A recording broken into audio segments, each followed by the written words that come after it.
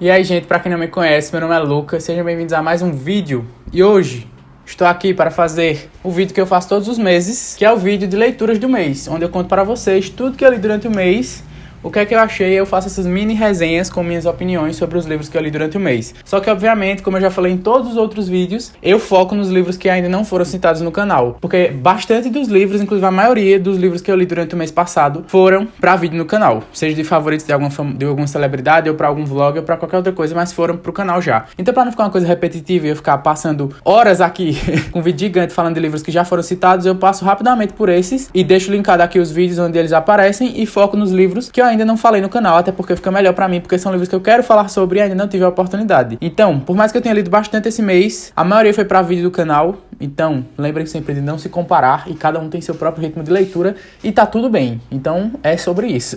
E se você for novo no canal, já deixa o like aí embaixo e se inscreve pra você não perder os próximos vídeos. E é isso, vamos começar, porque vídeo de leituras do mês eu tendo a falar um pouco mais do que o necessário às vezes. Pra evitar que fique literalmente um filme, eu vou começar logo agora. Eu sempre falo na ordem que eu li, então, primeiramente eu li os 6 livros para o vídeo dos favoritos do Harry Styles, então vou deixar aqui nos cards, mas passando rapidamente eu vou falar para vocês os 6 livros e minhas notas. Se você quiser saber o porquê de eu ter dado essas notas, é só assistir o vídeo que tem todas as minhas opiniões lá. Então temos Açúcar de Melancia, que eu dei 3 estrelas e meio, Love is a Mixtape, que eu dei 4 estrelas, inclusive muito bom esse livro, O Curso do Amor, que eu dei 4,5, e eu quase faltou isso aqui pra favoritar, e por causa desse livro eu talvez tenha ficado um pouco viciado em um tipo de coisa que eu não sabia que gostava de ler sobre, que é casamento. Então, histórias com casamentos que tem um drama no casamento estão me ganhando ultimamente, e foi por causa desse livro também. Temos também O Amor é um Cão dos Diabos, do Bukowski, que eu dei 1 estrela. Hugo. Norwegian Wood, do Murakami, que eu dei 4 estrelas e agora tô doido pra ler outras coisas desse autor. E o My Policeman, que eu também dei 3 estrelas e meio. Então, é isso. Vamos lá ver o vídeo do Harry, porque esse vídeo tá bem legal. E também tem as opiniões bem bacanas e recomendações de livros ótimas também. Assim, alguns. E aí, chegamos num livro que eu li e eu tenho que me controlar para não passar 20 minutos falando dele. Eu já postei até uma resenha desse livro no Scooby. Eu li ele quase todo em live, que foi o livro O Desaparecimento de Stephenie Meyer, do Joel Dicker, que se consagrou um dos meus autores favoritos depois do mês de junho. Eu li outro livro desse autor, mas daqui a pouco a gente chega lá. E esse foi meu segundo contato com o autor. Então, no total até agora, eu li 3 livros dele. Pra quem não sabe, ele é o mesmo autor de A Verdade sobre o Caso Harry Quebert, que entrou pra minha lista de favoritos do ano passado. E foi, assim, um dos romances policiais / suspense melhores que eu já li na minha vida. Tipo assim, extremamente bem escrito, com 37 mil plot twists que acontecem no final do livro. Tudo que o autor faz é por um motivo. Todos os personagens que ele coloca tem um propósito no livro, e eu achava que ele não ia conseguir me causar o mesmo impacto e me fazer surtar tanto com esse livro aqui. E eu estava completamente enganado, porque tem vídeos, clips das lives que eu fiquei completamente transtornado com esse livro. Eu cheguei até a pedir o livro em casamento na live, porque eu perdi um pouco, eu tava um pouco fora de mim neste momento que eu finalizei a leitura.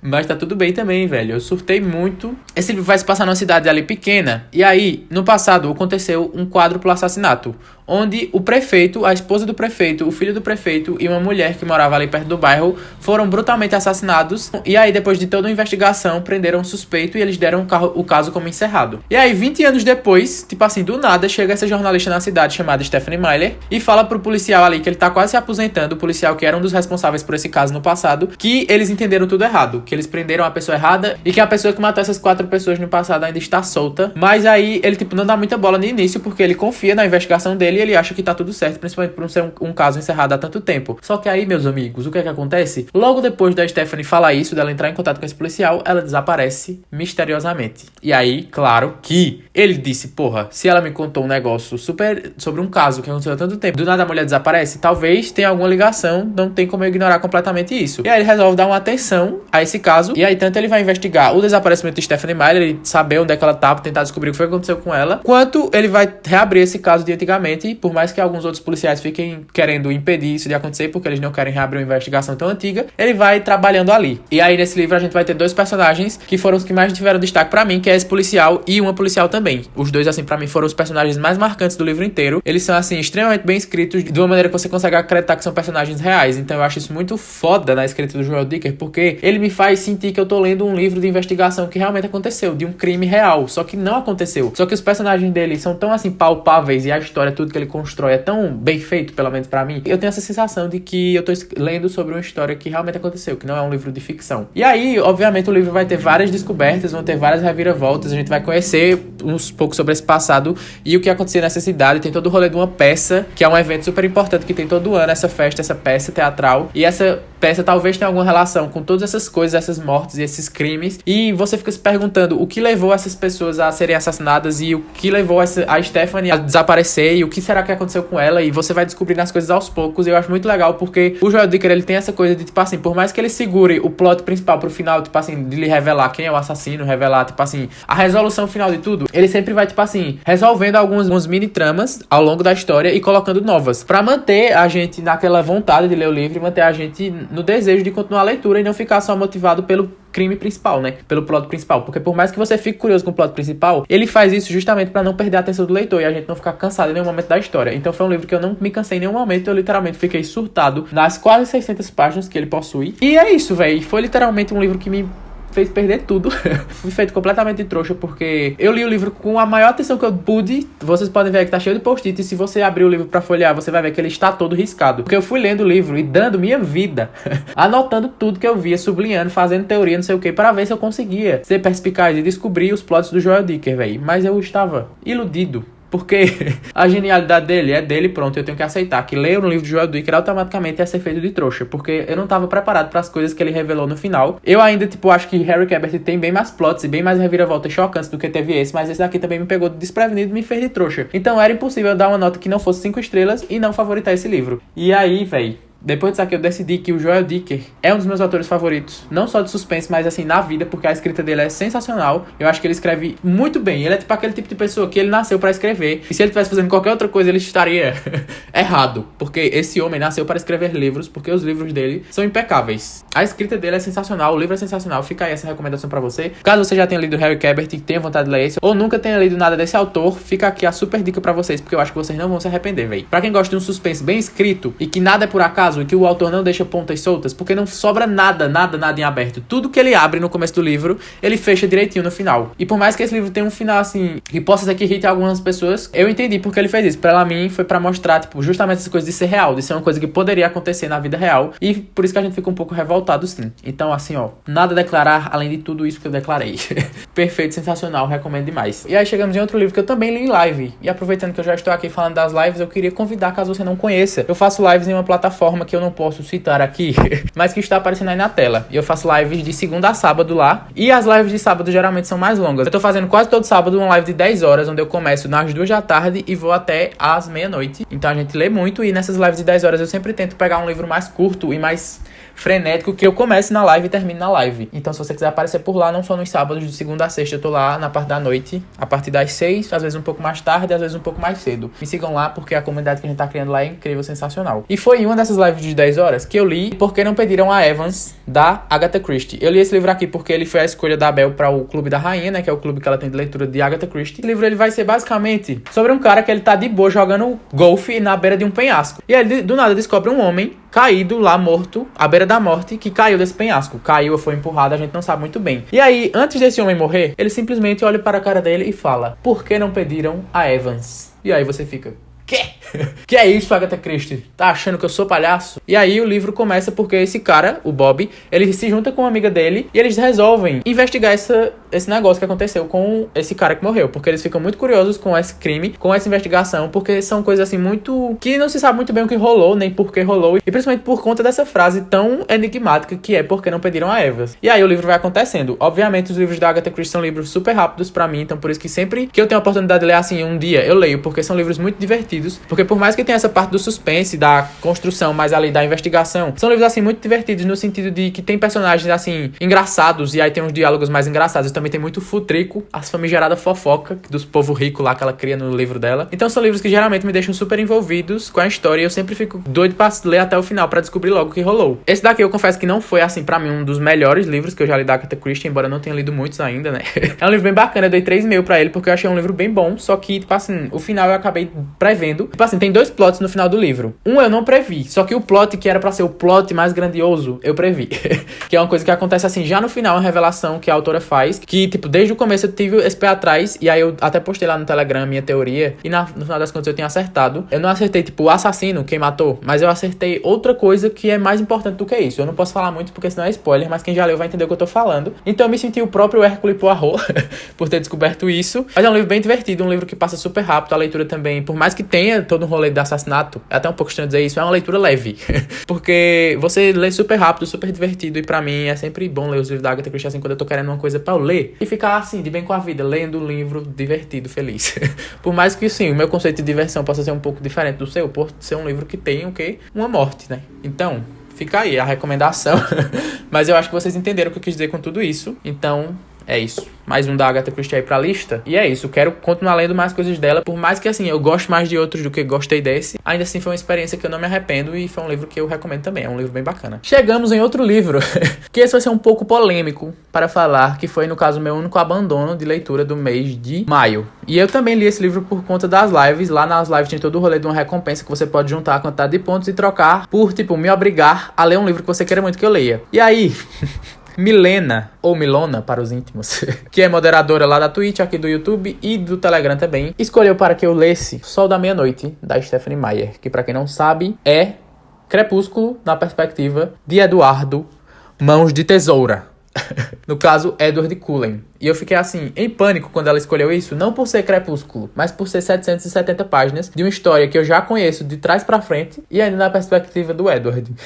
Não estava nem um pouco animado e eu li o livro até 50%. Eu parei em 50% certinho, que já dá quase 400 páginas isso, velho. Então acho que eu ainda fui super guerreiro. E o pessoal amou, né? Porque todo mundo só risadaria, se divertindo comigo, estressado, lendo esse livro, principalmente por conta do drama do Edward, velho. Porque assim, eu não vou falar sinopse porque todo mundo sabe a história de Crepúsculo, eu acho, né? Mas é um livro que vai ter a perspectiva do Edward e eu esperava, assim, que pelo menos esse livro fosse entregar coisas novas. Tipo assim, já que é um livro que vai ser na perspectiva de outro personagem, e principalmente pro Edward ser um vampiro de muitos anos de vida, eu achei que ia focar bastante nessa parte do passado dele e não ficar repetindo as cenas e os diálogos que eu já tinha lido em Crepúsculo. E assim, por mais que vocês possam falar, mas depois tem, eu tô falando aqui o que aconteceu até os 50% que eu li. Tiveram, assim, cenas e diálogos iguais, que ela acho que literalmente copiou do arquivo de Crepúsculo e colou em Sol da Meia-Noite. E não era uma coisa que eu queria ler, tipo assim, de novo, sabe? Nossa, eu passava muita raiva com o Edward porque ele era muito dramático. Ele falava umas coisas muito contraditórias. E aí uma hora ele tava assim, ai, adolescentes são muito mimados, não aguento nenhum deles.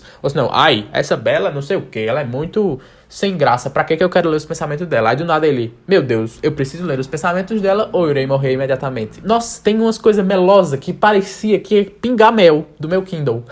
Tão meloso que era o romance dos dois. Isso me irritou bastante. Eu não sou um hater de Crepúsculo, tá? Eu gosto bastante da história assim, acho uma farofa bem gostosa, inclusive os filmes, e já li os livros também. Mas O Sol da Meia-Noite é literalmente... você tem que ser a pessoa mais fã do mundo. E ainda assim, tiveram pessoas que são fãs lá na live que falaram que também não gostaram. Eu não conseguiria até o fim. Você vendo algumas coisas do ponto de vista do Edward, aí você percebe o quão mais estranho, esquisito e problemático é a situação ali dos dois mais ainda. Porque você tem a visão das coisas que ele tá fazendo, né? Como, por exemplo, ficar escondido no quarto dela enquanto ela dorme. Essa parte eu não vou superar nunca. E vendo na perspectiva dele, eu achava mais bizarro ainda. Mas enfim, né? Literalmente é um livro que eu não iria pegar pra ler, a não ser que fosse esse desafio. E pelo menos rendeu aparentemente boas risadas. E pelo menos eu posso dizer que eu dei uma chance, mas não deu pra mim. Eu não consegui concluir. Mas é isso, né? Fãs de Crepúsculo. Alguns, no caso, é pra vocês. Pra outros, nem tanto. E se você não é fã de Crepúsculo, eu acho que você não deveria ler este livro, não. Mas assim, você que sabe, você que escolhe, é isso. Obviamente não avaliei o livro porque eu não terminei, mas precisava falar um pouco sobre ele aqui, sim. E aí chegamos em mais 4 livros que eu também li pra favorito de uma pessoa, que no caso é um vídeo super recente, é o vídeo anterior a esse no canal, que é os favoritos da Dua Lipa, né? Que me tornou Lucas Lipo.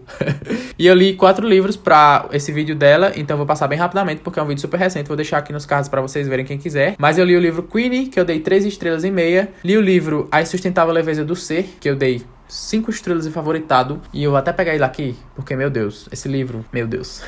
Vocês vão ter que me aguentar falando muito ainda dele. Eu só não vou falar mais aqui, porque é literalmente o maior take do vídeo da Dua Lipa falando desse livro, do tanto que eu surtei. Então eu só não vou falar aqui pra não ficar, né? Mas só pra deixar claro, ó, Pra vocês não perderem qual livro é. Aqui o livro, gente. Leiam. Ó, A Insustentável Leveza do Ser, do Milan Kundera. Pelo amor de Deus. Eu tô implorando pra vocês lerem isso aqui. Mesmo sabendo que algumas pessoas não vão gostar. Mas eu tô arriscando, velho. Muito bom. Obrigado por tudo, Dua Lipa, por ter me feito conhecer essa história aqui. Porque eu me viciei completamente. Muito mais do que eu achava que iria acontecer comigo. Pra mim foi uma surpresa muito doida pra mim, mas obrigado. Aí eu li também o livro Como Ser um Antirracista, que é um livro de não ficção. E o livro Os Caminhos para a Liberdade, que é uma ficção histórica muito foda e muito bem escrita. Ganhou o prêmio Pulitzer em 2017 e tem minhas opiniões lá no vídeo da Dua Lipa também. Mas eu também dei 5 estrelas pra esse aqui, porque é um livro sensacional, pelo menos na minha opinião. E aí temos mais um livro que eu li, que eu não vou falar muito dele, na verdade eu não vou falar nada, que é o livro O Cemitério do Stephen King. Ele foi nossa última leitura conjunta para o Necrotérios, que era o clube do livro aqui do canal, que infelizmente não vai mais acontecer. Se você quiser saber o porquê do clube não existir mais, tem na live de discussão desse livro aqui no final e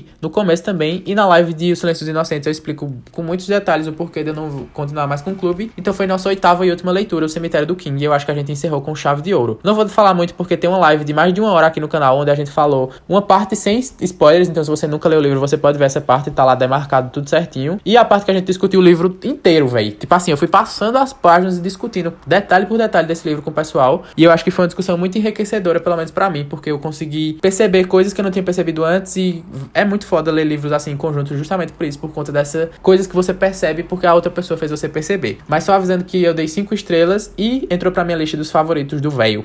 Porque esse livro me entregou coisas que eu não estava esperando. Não só a parte do terror, que eu acho muito bem escrita, mas também essa questão da reflexão sobre morte e etc. Enfim, vão lá ver a live, vou deixar aqui linkada, porque eu acho que vale super a pena. E aproveitem para vocês se despedirem do clube lá.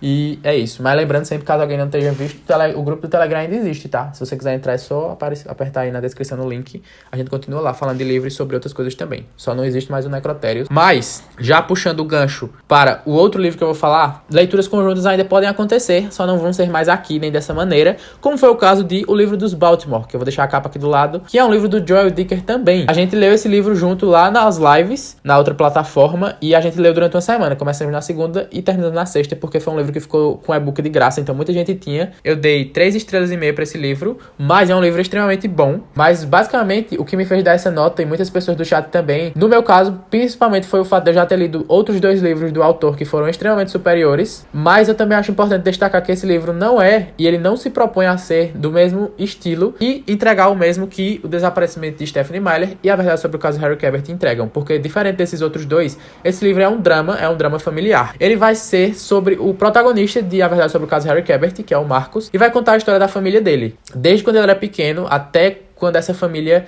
meio que ruiu, porque desde o começo do livro a gente sabe que houve um drama que aconteceu com essa família e que separou e que aconteceram coisas nessa família, traumas por conta desse drama que aconteceu. E aí você fica o livro inteiro se perguntando o que desgraça é esse drama. Criei várias teorias, e eu acho que o que fez, assim, eu não dar essa nota tão alta pro livro, além desse negócio de, tipo, ter achado os outros livros dele superiores, foi a questão de, tipo assim, que eu acho que nesse livro o Joel Dicker talvez tenha prometido um pouco demais e criado expectativa demais nos leitores, e eu acho que o final não foi assim tão bom quanto a expectativa que foi sendo criada. Como eu escrevi lá no Scooby também, eu acho que foi a expectativa de descobrir o que era o drama foi mais legal do que o drama em si, porque por mais que tenha sido legal tudo, eu acho que, como sempre, ele continua sendo um ótimo escritor. O livro é extremamente bem escrito e me causou várias emoções também, porque é um livro bem dramático, assim, ele vai ele mesmo pro lado do drama, porque vai tratar sobre, tipo, bullying, sobre questão, tipo assim, do ser humano ser um ser invejoso e das pessoas nunca estarem felizes com aquilo que elas têm. Ele vai trazer várias discussões legais ao longo do livro, mas eu acho que essa parte do drama em si, desse drama que ele falava, a cada 5 páginas ele citava esse drama, e que a gente ia descobrir em breve, não sei o que, do drama, e acho que no final das contas eu acabei ficando um pouco frustrado com o que era o drama em si. Mas eu acho que ainda que é um livro muito bom, eu super recomendo, e foi por causa desse livro que eu tive certeza de que o Joel Dicker é, assim, um dos meus escritores favoritos, porque eu sempre pego os livros dele e fluem demais, velho. Eu nem percebo as páginas passando. A escrita dele, não tem como não elogiar sempre, porque é impecável a escrita dele. Ele consegue construir personagens de uma maneira muito boa, e nesse livro também não foi diferente. Ele construiu personagens assim que você conseguia sentir as emoções dele, e eu criei bastante empatia por alguns personagens. Mas é um livro que eu também super recomendo, e se você é uma pessoa que não gosta de ler suspense, mas tem vontade de conhecer a escrita do Joel Dicker e o trabalho dele, fica aí a recomendação para ler O Livro dos Baltimore. Ou, fica aqui também, se você só tiver lido O Livro dos Baltimore e não tiver achado essas coisas todas, não te preocupas, porque tudo que ele pode ter deixado de não entregar nesse livro, ele entrega nos outros 2 que eu li até agora. Então, assim, não tira isso da tua cabeça, velho. Se tu leu só esse, lê os outros, porque você não vai se arrepender. É extremamente, assim, perfeitos. Pelo menos pra mim.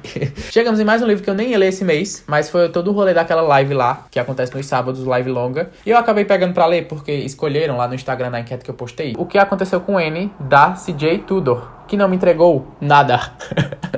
Eu precisava fazer essa piada porque eu perdi tudo com o povo fazendo essa piada na live, mas enfim. Tudo que eu não esperava aconteceu nesse livro, mas infelizmente não foi nada de bom. Pra quem não sabe, só pra contextualizar, eu já tinha lido 2 livros dessa autora antes, que eram As Outras Pessoas, que eu dei 4 estrelas, já achei muito bom, e O Homem de Giz, que eu odiei e dei 1 estrela. E aí eu disse, vou pegar esse livro aqui, que é o último dela que eu tenho em casa, e vai ser a decisão. Se eu gostar desse, aí eu continuo lendo livros dessa autora, e se eu não gostar desse, eu aceito que essa autora não é pra mim, e vou continuar lendo outras coisas e vou deixar pras pessoas que gostam do trabalho dela lerem, e que gostam das histórias dela. Porque uma coisa que eu não posso negar é que ela é uma ótima escritora também, ela escreve muito bem, ela tem uma escrita bem interessante, bem fluida, que passa super rápido. E também nesse livro teve umas questões bem bacanas. Eu até postei uma das citações que eu li nesse livro lá no Stories. Muita gente gostou dessa citação, inclusive eu gostei também. Então ela é uma ótima escritora sim. Eu só não consigo comprar muito as histórias dela pelo simples fato de que parecem releituras de histórias do Stephen King, velho. E o pior de tudo não é ela não poder não fazer isso, porque tipo, beleza. É o simples fato de ela tentar fazer com que não pareça que seja, mas ao mesmo tempo é muito parecido. E não só no sentido de tipo assim, as semelhanças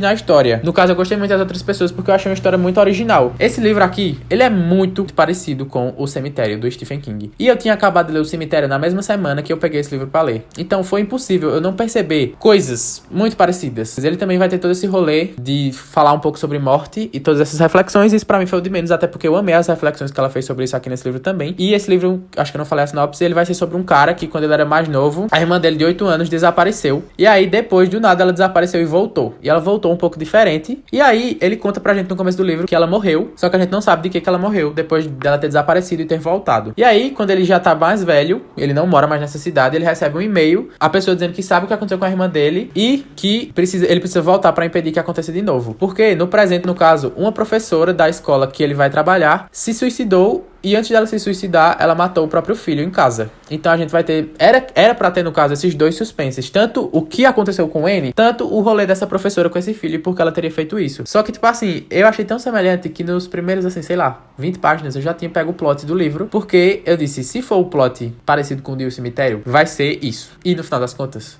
era.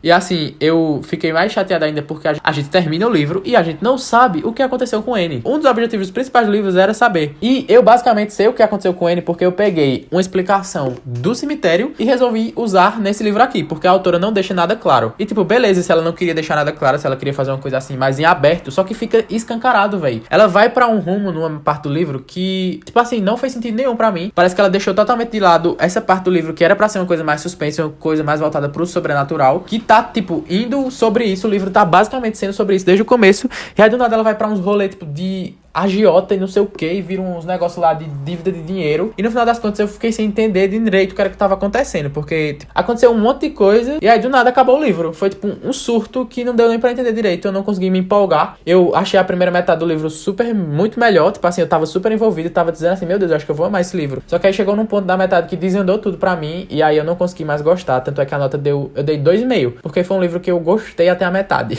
Tiveram coisas que eu gostei, essas partes mais reflexivas, mas assim, da metade pro final, pra mim, desandou tudo e perdeu o rumo, não fez sentido. E essa parte do final também, que foi assim, muito parecida com o final do Cemitério também. E essa coisa de eu não saber o que aconteceu com N, velho. Eu li o livro inteiro pra não saber o que aconteceu com a N.